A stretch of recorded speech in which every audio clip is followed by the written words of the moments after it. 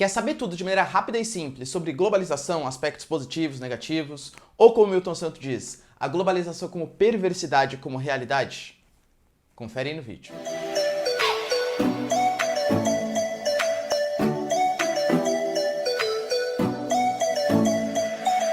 Fala galera, beleza? Também tô legais, tranquilo, de boa? Então tá, ó. Galera, é o seguinte, se vocês querem saber tudo sobre geografia, geopolítica, atualidades, notícias, enfim, tudo para se manter sempre bem atualizado, entender esse mundão, entender também as nossas aulinhas de geografia, já se inscreve no canal, deixa seu like, compartilha esse vídeo, que aqui no canal você vai ter tudo, principalmente aulas de atualidades, né, notificando para vocês o que vem acontecendo, e também aulas completas de geografia, a exemplo de globalização, beleza? Deixa seu like e se inscreve no canal, tudo bem?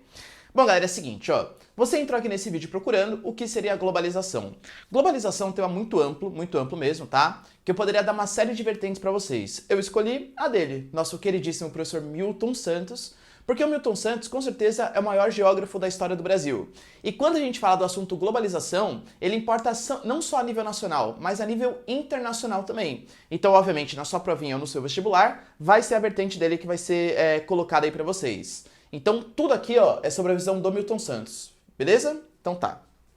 O que seria a globalização? A definiçãozinha, tá? É um processo histórico, ou seja, a globalização não é uma coisa nova e a globalização ela continua acontecendo, que promove, dentre outras coisas, tá? Maior integração social. Como assim, professor, integração social? As pessoas migrando pelo mundo. É um tipo de globalização, uma conexão mais forte entre as pessoas. A gente pode falar a nível cultural, então, por exemplo, a gente tem, sei lá, desde a indústria hollywoodiana até o Netflix, até, por exemplo, o Parasita, um filme sul-coreano que ganhou, e o K-pop, por exemplo. A gente tem, por exemplo, sei lá, os mangás japoneses, os animes japoneses. Então, hoje, há uma tendência de maior padronização cultural, uma disseminação dessa cultura, uma homogeneização cultural. E econômica, no sentido que, por exemplo, a gente percebe, somente quem investe em bolsa de valores, o quanto que, por exemplo, uma notícia que sai lá dos Estados Unidos, sei lá, a eleição americana, se determinado candidato ganha, ou pelo menos aparece bem nas pesquisas, isso impacta nas empresas americanas. Essas empresas americanas que têm filiais aqui no Brasil. E aí isso pode impactar no número de funcionários, fazer cair a nossa bolsa, aí o governo tem que aumentar a taxa de juros, diminuir e tal. Ou seja, as decisões, principalmente dos países mais desenvolvidos, mais globalizados, que participam mais ativamente dessa cadeia da globalização, interferem não só regionalmente, mas principalmente globalmente, tá bom? Entre os povos do globo. Ou seja, a globalização é essa união. E como que ela acontece, né? Por que ela foi motivada? Como que começou essa globalização?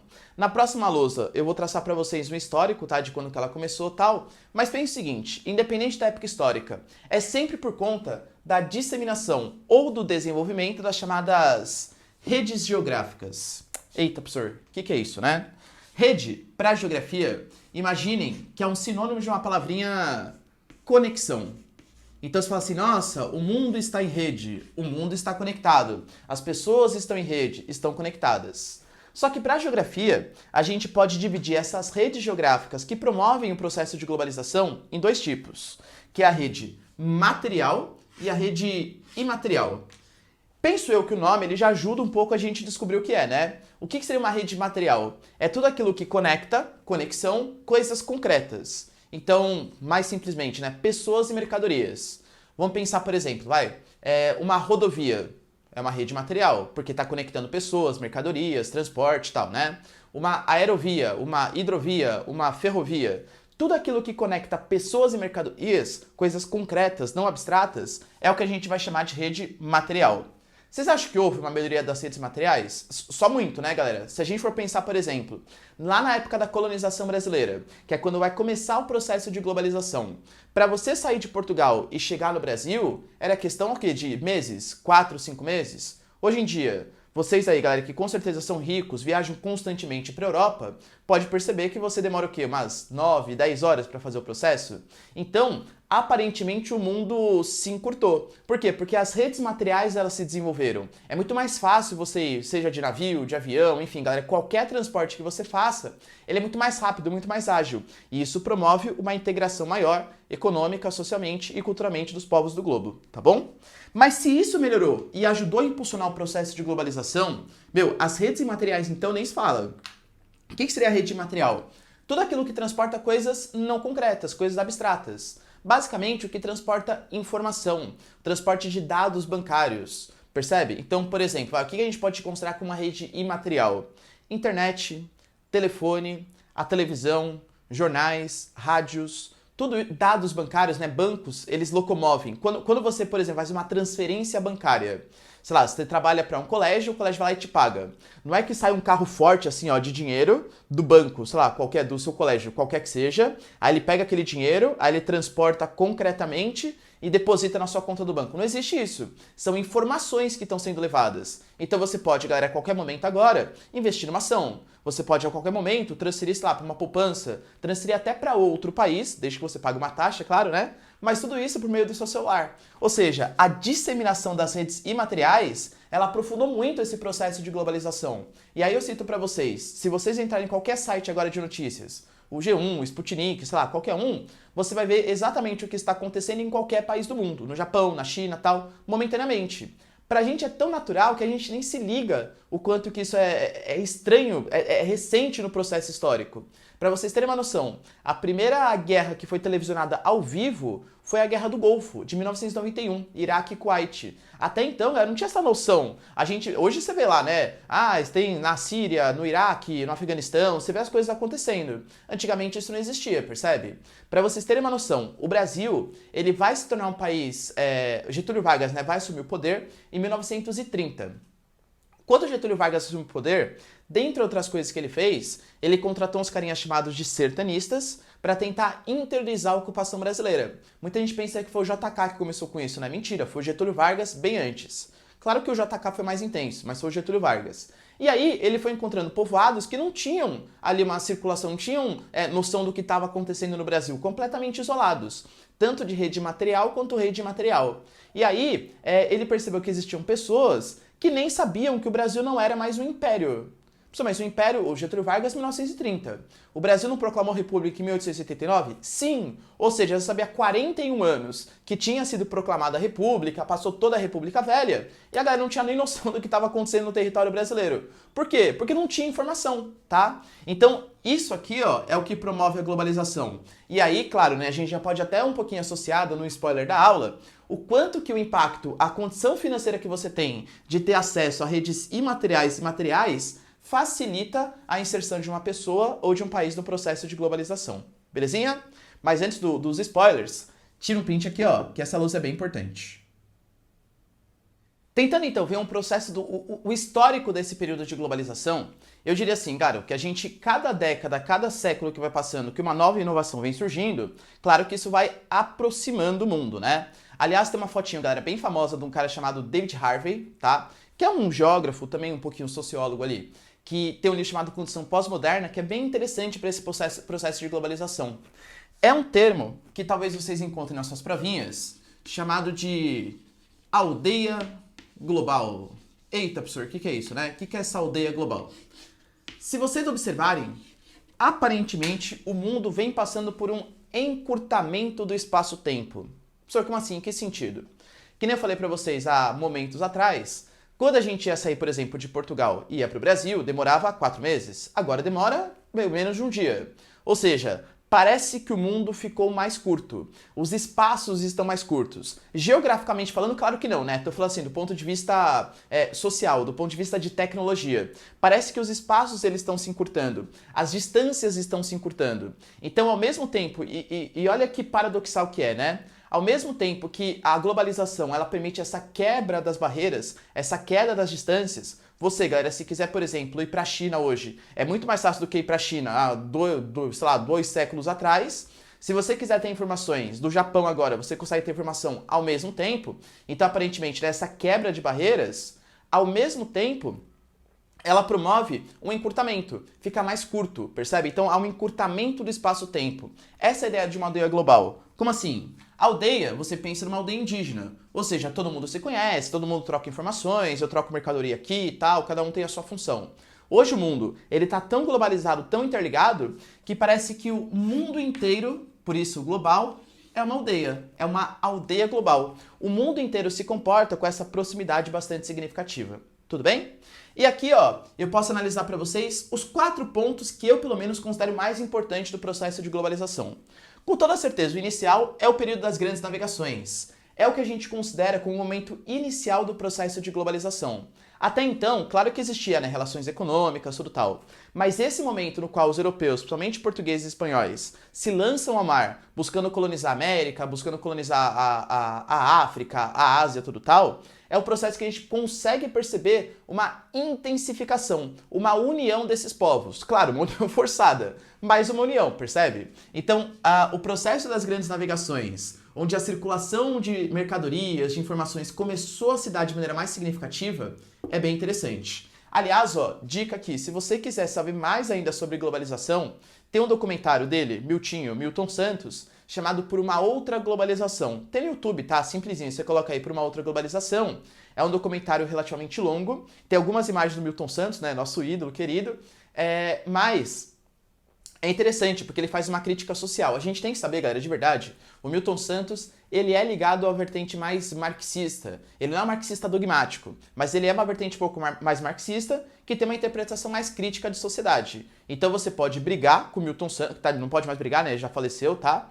Ou você pode aprender com um cara, tá? Que apesar disso que você pode não concordar, tem seríssimas contribuições para a ciência geográfica e, mais importante, é o que vai aparecer na sua prova, beleza? Então tá.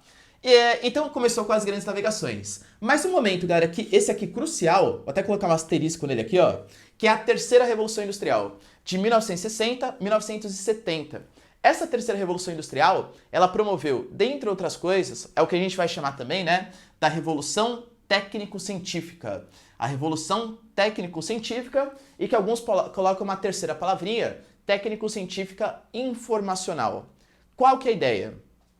Essa terceira revolução industrial foi a revolução do toyotismo, a revolução das inovações tecnológicas, da automação, da química fina sendo produzida, do encurtamento das distâncias. As redes geográficas, tanto materiais quanto imateriais, se desenvolveram demais nessa época, tá?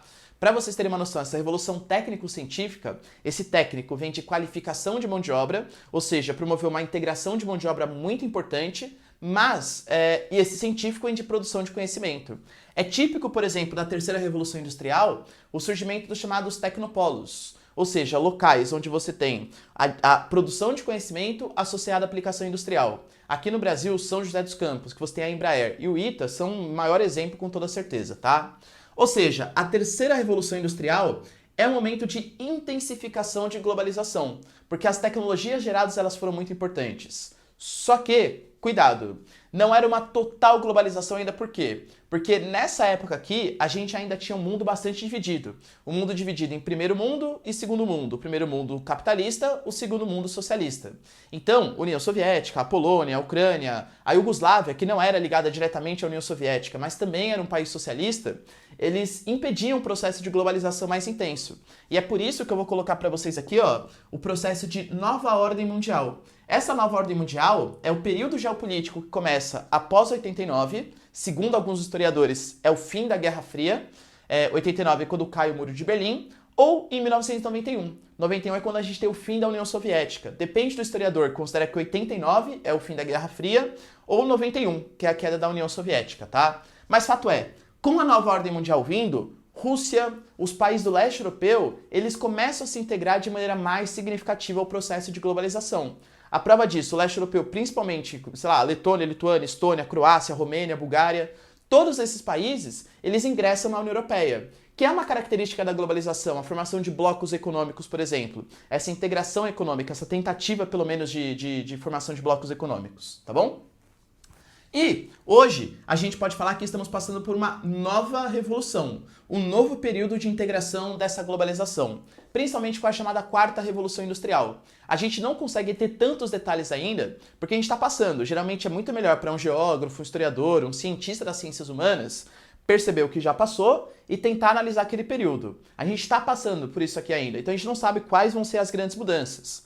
Mas essa quarta revolução industrial é a revolução da inteligência artificial. Então, se a terceira é a revolução dos robôs, então você vai lá, automatiza um processo para a máquina fazer o processo para você, Aqui você não precisa nem programar. Aqui você cria uma inteligência artificial que vai programar as máquinas. Cara, isso aqui é muito significativo. Isso aqui pode promover uma revolução nessa integração entre povos, cultura, sociedade. E claro, as inovações da tecnologia 5G, a tecnologia 5G, galera, é uma velocidade de internet muito significativa, que dizem, né, depende da Huawei e tal, enfim, tem várias empresas, a Huawei da China é a que está mais na frente. Para vocês terem uma noção de velocidade, vai fazer com que você baixe um filme inteiro no seu celular em questão de 2 a 3 segundos.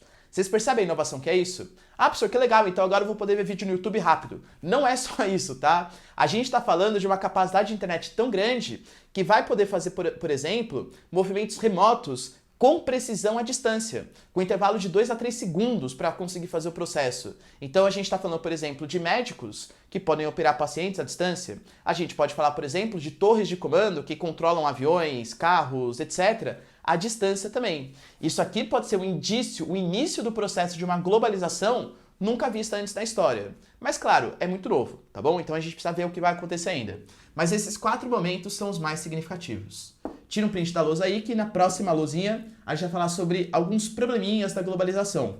Porque o que eu tô vendendo pra vocês, sensacional, globalização, meu, sucesso. Algumas críticas, tá? Então, ó, tira um print aí que é bem legal. E para finalizar nossa aulinha, falar um pouquinho sobre as consequências dessa globalização, tá? Duas são as maiores, a gente consegue tirar várias dentro delas que eu vou comentar aqui com vocês. A primeira, uma tendência à padronização cultural. Ah, entendi, o Ricardo falou então que todas as culturas vão ficar iguais. Não falei isso, mas fato é, nós temos hoje as transnacionais se espalhando pelo mundo, e cada vez mais fácil espalhar essas transnacionais. E elas vão mostrando ali um certo padrão de comportamento. Então, por exemplo, todas as pessoas tendem a se vestir da mesma maneira. Todas as pessoas tendem a usar as mesmas redes sociais. Todas as pessoas utilizam os mesmos e-mails. Todas as pessoas utilizam Amazon, Google, Apple mais ou menos, né, porque é meu carinho, mas enfim. Percebe? Há uma tendência dessa padronização. Até em questão de alimentação. Todo lugar, por exemplo, tem um McDonald's, tem um Burger King. Isso é a globalização. E as pessoas vão se comportando cada vez mais da mesma maneira. E claro, tanto os traços orientais vêm aqui para o mundo ocidental, quando o mundo ocidental principalmente coloca os seus traços lá. Por exemplo, o Japão hoje atravessa um grave problema. Por quê? Porque o relevo deles, a característica deles não é propícia para comer carne vermelha. Por isso que eles sempre estiveram muito acostumados, né, com peixe e tal, essas coisas. Só que a globalização fez com que cada vez mais a sociedade oriental, principalmente os japoneses, gostassem de comer carne. E eles são obrigados a importar da Austrália, dos Estados Unidos, representando um certo peso econômico para eles. Da mesma maneira, eu, por exemplo, sou da década de 90, né, nasci em 1990. Quando eu era pequeno, o que era a comida japonesa? Nossa, que nojo, quem come isso aqui, peixe cru e tal. Hoje em dia, você tem, sei lá, temaqueria e tá embaixo de posto de gasolina. Ou seja, é uma junção. O K-pop, os animes, tudo isso é representação desse processo de globalização. O filme Parasita, né, que eu falei pra vocês, ter ganhado, também é um ótimo indicativo do quanto que as culturas elas vão se miscigenando. Claro, ainda existem polos de resistência. Eu não tô falando pra vocês, né, que a Índia é igual ao Brasil. Claro que não. A Índia ainda tem uma sociedade bem típica deles. Os países mais subdesenvolvidos, menos adaptados, que têm menos acesso à rede material e imaterial, eles tendem a ficar um pouco mais alheios ao processo de globalização. Mas os países mais desenvolvidos, principalmente os países emergentes, e aquela mescla, né? Estados Unidos, Canadá, União Europeia, tal, Japão, é uma tendência de miscigenação cultural. Tudo bem? Então, é uma característica pura e simples. Só que isso aqui é o que o Milton Santos vai chamar também da globalização como perversidade. O que eu estava falando para vocês era a globalização como fábula. Como assim, professor? A globalização é linda, a globalização promove a integração entre os povos do globo, economias, você consegue ter emprego em qualquer lugar. Pô, beleza, que legal, hein? Legal. Mas e a globalização como realidade e a globalização como perversidade, segundo Milton Santos? Ela promove um aumento da desigualdade. E aqui eu falo para vocês desigualdade tanto social intra-país, ou seja, dentro do Brasil, quanto a desigualdade social extra-país, entre países diferentes. O Milton Santos, por exemplo, no livro dele, né, Por uma Outra Globalização, ele usa o exemplo de Estados Unidos e Tanzânia. Antes do processo de globalização, os Estados Unidos ele era mais rico que a Tanzânia, beleza? Cerca de 16 vezes. Depois do processo de globalização, questão de 30 anos, Dobrou essa diferença. Os Estados Unidos hoje é 32 vezes mais rico do que a Tanzânia. Por quê? Porque há uma tendência de espalhamento dessa questão cultural. Mas pensa, quais são os centros de produção cultural ainda hoje? O chamado soft power. O que seria esse soft power, professor? É o poder que um país tem de influenciar o outro, não por meios físicos, militares, mas por questões culturais. Pensa na sua vida o quanto de produtos americanos você consome, quanto de filmes americanos você vê, quantos seriados americanos você vê, e isso vai fazendo com que eles tenham um poder geopolítico muito significativo, que dificilmente os chineses vão conseguir tirar deles. Por isso que eu falo, né? Será que a China vai se tornar a nova potência mundial? Economicamente é bem possível. Agora, militarmente, eles estão bem longe mesmo, e culturalmente, eles estão muito mais longe ainda. Algumas transnacionais vêm surgindo, né? Sei lá, a Lenovo, a Xiaomi, a Huawei, são empresas importantes. Mas superar o soft power americano, essa influência cultural que eles têm, eles estão bem longe, tá? E por que tem esse aumento da desigualdade? Porque as redes geográficas efetivamente melhoraram. Você tem aí comunicação, transporte. Mas será que todo mundo é acessível a isso? Pensa, por exemplo, eu sou morador de São Paulo. Se eu quiser ir para o interior de São Paulo, eu gasto de verdade mais ou menos, vamos pegar Marília, por exemplo. Eu gasto R$ 80 de pedágio para ir, porque é muito caro as rodovias. Vou ter que pagar um tanque de gasolina, né, mais ou menos uns 120, R$ 130, e mais R$ 80 para voltar. Ou seja, para ir e voltar de uma cidade que está no mesmo estado do que eu gasto mais de R$ 300. É acessível para todo mundo? É perfeito. A Bandeirantes, nossa, sensacional a rodovia. Mas é acessível para todo mundo? Creio que não, né? Então, mesma coisa as questões da comunicação. Ah, professor, mas hoje mais pessoas têm celulares. Beleza. Só que se você for pensar, há uma tendência, por exemplo, de uma nova tecnologia. Um celular mais rápido. Um celular que te permite ter maiores inovações. Então não estou falando que os mais pobres não estão melhorando. Claro que eles estão, né? É como se fosse assim, ó. A Tanzânia estava aqui, os Estados Unidos estavam aqui. Os Estados Unidos, a Tanzânia subiu um pouquinho, os Estados Unidos subiu muito mais. Então há uma tendência de aumento dessa desigualdade, fruto também do processo de globalização, segundo Milton Santos, tá? Galera, e só pra gente finalizar, que eu sei que é uma dúvida de muitos alunos. Professor, eu, por exemplo, vejo lá, sei lá, a questão do Brexit, a questão, por exemplo, sei lá, da saída do Trump do Acordo Climático de Paris. Isso não é um atentado à globalização? Porque a globalização é essa integração. A gente vê hoje alguns governos, Polônia, Hungria, Itália, o próprio Brexit, o Trump, por exemplo, o Brasil em menor grau também, criticando essas instituições que teoricamente promovem a globalização.